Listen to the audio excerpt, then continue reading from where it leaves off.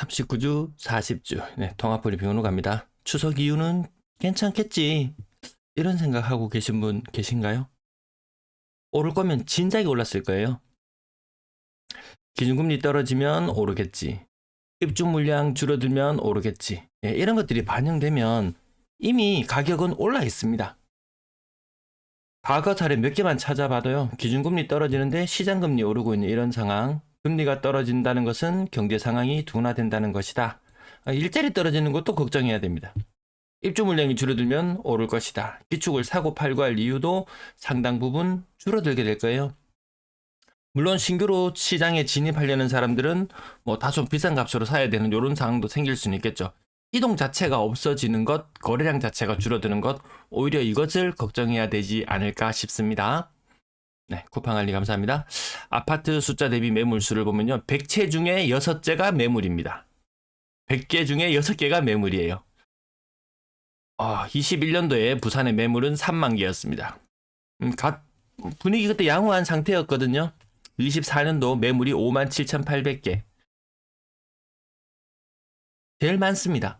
제일 팔려고 혈안이 되어 있는 곳이 부산이더라. 한 2주, 3주 전 대비 계속해서 매물이 늘어나고 있는 모습을 볼 수 있습니다. 서울이 아마 8만 5천 몇백 개가 최고 물량이었지 싶은데요. 그거 금세 뛰어넘을 거예요. 서울이 이럴진데 다른 곳들 별반 다를 게 없을 것 같습니다. 울산이 분위기가 상당히 괜찮았었거든요. 그러니까 매물이 이렇게 줄어들어요.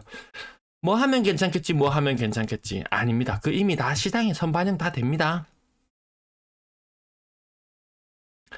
매수 의지수. 자, 서울 내 빼고 있던 서울. 여기 3월경이에요. 3월경에 상승 한 군데, 하락 5군데. 뭐 인천 거래량 지금 폭감하고 있거든요. 서울 따라서 폭감하고 있어요. 그 인천이 좋다고 하니까 다른 곳들은 뭐 볼 것도 없습니다. 대구, 부산은 늘 바닥을 기는 형태. 광주 아까 보셨죠? 광주는 일단 제껴놓고 보시면 됩니다. 어차피 타 지역 투자하러 갈 생각 없잖아요. 다른 지역 사람들도 매 한 가지입니다. 타 지역 투자하러 갈 생각 없어요. 과거처럼 탈동조화되어 있는 상태에서 특정 지역들 오르내리는 현상이 있었지만 몰려다니는 현상이 있었지만 그것이 없고 다 동조화되어 있다.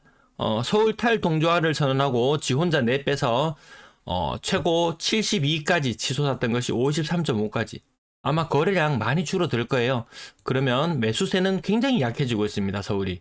서울도 주저앉고 다 고만고만한 상태로 계속 이 흐름이 이어질 것이다. 자, 서울만 한번 볼게요. 최고 0.32 요거 한 달 반 정도 최고 상승률을 보이거나 8월 12일자 뭐 한 달 보름 정도 상간에 어떻게 변하는지 한번 봅시다. 일주일 후에 0.28, 0.26, 0.21, 0.23, 0.21에서 0.23으로 한 주 반등했을 때는 아주 미미한데 대서특필.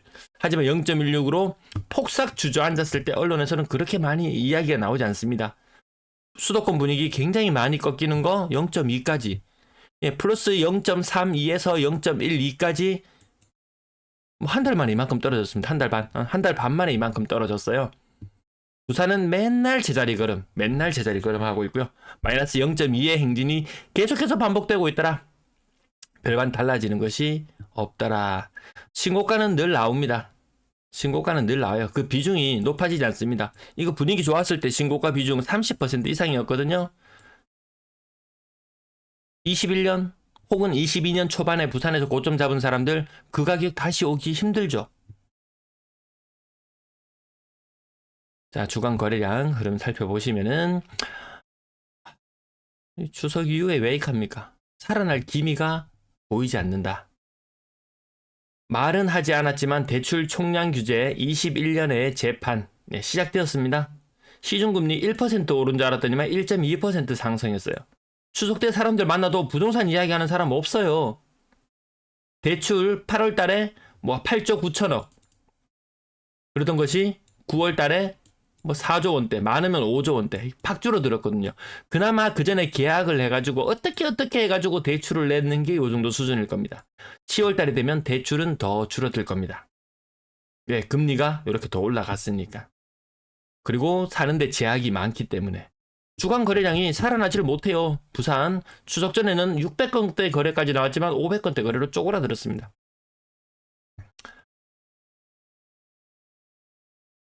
인천 아까 주간 실거래 지수상으로는 매수의 지수상으로는 얘가 플러스였죠. 근데 거래량 줄어드는 거 보십시오. 뭐 상황이 좋습니까?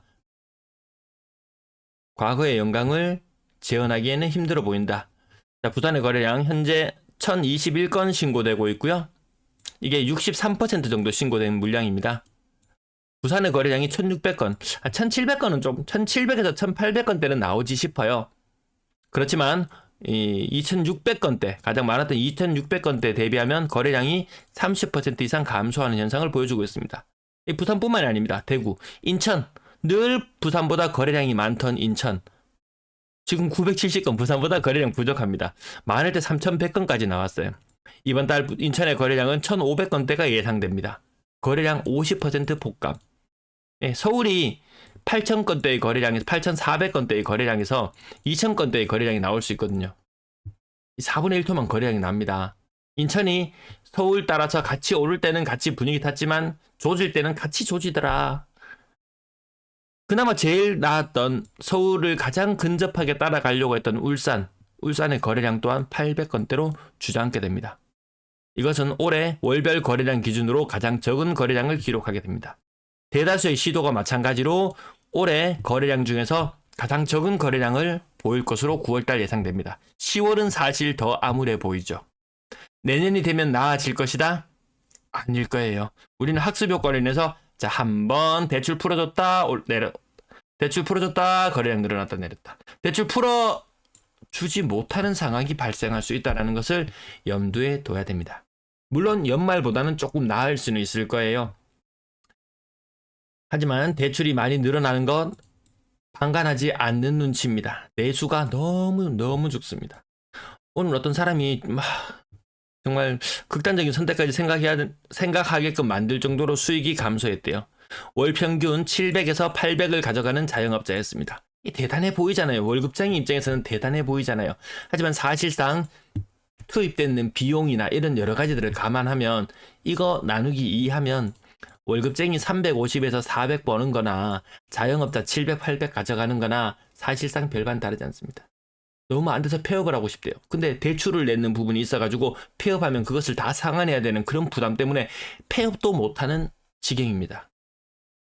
직장 있는 사람들 꼭 붙들어 매고 좀 스트레스 받고 하더라도 직장이 있으면 좀 정말 감사해야 되는 그런 시기가 아닌가 싶습니다. 700, 800 벌던 사람이 지금 100 번대요, 100. 사실 자영업자 중에서 언론에 나왔다시피 그저께 뉴스에 나왔나요? 4분의 3은 자영업자 중에서 4분의 3은 월 100만 원도 못 가지고 간다. 이것이 통계입니다. 잘 되는 사람은 잘 된다. 그거 모르는 사람 아무도 없거든요. 알고 있다고요. 근데 이만큼 힘들다고요. 부동산 시장이 흔드는 것은 가격이 흔들고 무너지는 것은 5%만 집을 내던져야 되는 상황이 발생해도 집값은 폭락합니다. 농산물 한 번씩 예를 들어서 말씀드리죠. 농산물 100이 공급되어야 되는데 올해 뭐 멸구나 아니면 뭐 태풍 흉작이나 이런 것들로 인해서 공급량이 10% 감소해서 90밖에 공급이 되지 않으면 농산물 가격은 어떻게 되나요? 네, 2배로 폭등합니다. 뭐 밀이나 쌀이나 이런 것들 가격 과거에 이 급등 급락했는 현상들을 보시면은 요 정도 이런 모습이거든요. 아파트에 대해서도 마찬가지 자영업자 5%만 위기를 겪는다 쳐도 집값은 무너질 수밖에 없죠. 근데 자영업자의 4분의 3이 이 지경입니다. 집값이 온전히 버틸 수 있을까요? 비싼 집 버티죠. 장사 잘 되는 집 잘 되거든요. 근데 그나마 웨이팅 한다는 그런 집들조차도 객단가가 많이 떨어지고 수익률이 그전보다 낮아지고 있다라는 이야기도 들려오죠. 인구 대비 환산했을 때 부산의 거래량 암울하죠. 그 암울한 것을 따라하는 것이 인천. 화려했을 때 가장 화려했고 암울할 때 가장 암울해지는 것이 인천. 너무 좀 극단적인 면이 있는 것 같습니다. 차라리 계속 안 좋든가 그건 또 아닌 것 같나요? 매매 거래량 빙하기 탈출하려고 하면 인구 1000만으로 대충 환산해 보면요 한 9천 정도의 수치가 나와줘야 되는데 부산은 그 3분의 1밖에 미치지 못합니다. 전세 거래량 인구 1000만으로만 볼게요. 이것도 대구, 부산, 울산, 빨간불. 늘 계속 말씀드리는데 여기 젊은 사람도 너무 많이 빠져나가가지고 너무 많이 정체되는 것 같습니다. 전세 거래, 그나마 전세 거래를 살아줘야 될 사람들도 매매로 많이 갔죠. 전세 거래가 생각보다 덜 이루어지고 근래 들어서 전세 매물이 많이 줄어드는 현상은 있었어요. 전세 매물이 많이 줄어드는 현상은 있었어요. 하지만 매매 매물이 근래 들어서 다시 늘어나고 있는 모습, 이 순증하는 모습. 한번 방향을 바꾸기에는 힘들지만 시간이 걸리지만 한번 바뀌면 그 분위기가 제법 오래 가더라. 제법 오래 가더라. 그 현상을 지금 6대 광역시 모두가 겪고 있고 서울도 겪고 있고 다른 도지역을 제가 조사해 보진 않았지만 별반 상황이 다르진 않을 겁니다. 인구 100만대의 도시들 살펴봐도 꾸준히 광주 1.4세대당 아파트 한 개, 다른 광역시는 1.6세대, 부산 같은 경우에는 1.69세대당 아파트 한 채인데요. 광주는 1.41세대당 아파트 한 채일 겁니다. 아파트 천지 삐까리는 게 역시 광주. 광주는 쳐다보지도 말자. 대전도 매물이 계속 늘어나고 있고요. 그나마 분위기가 제일 좋았다고 하는 울산조차도 매물이 늘어나고 있다. 근래 들어서 거진 매물이 늘어나기 시작한 지 한 달 반 정도 지났는 것 같습니다. 울산도. 그러면 이 여파로 임대 매물도 같이 늘어날 거예요. 시차는 약간 있습니다. 한 2개월, 3개월 정도 시차는 있습니다. 같이 늘어날 것이다. 자, 부산 인구 1000만으로 환산했을 때 매물 1위 자리, 대구 자리를 깨차고 올라간 이후로 거진 한 2달, 3달째 지금 매물 1위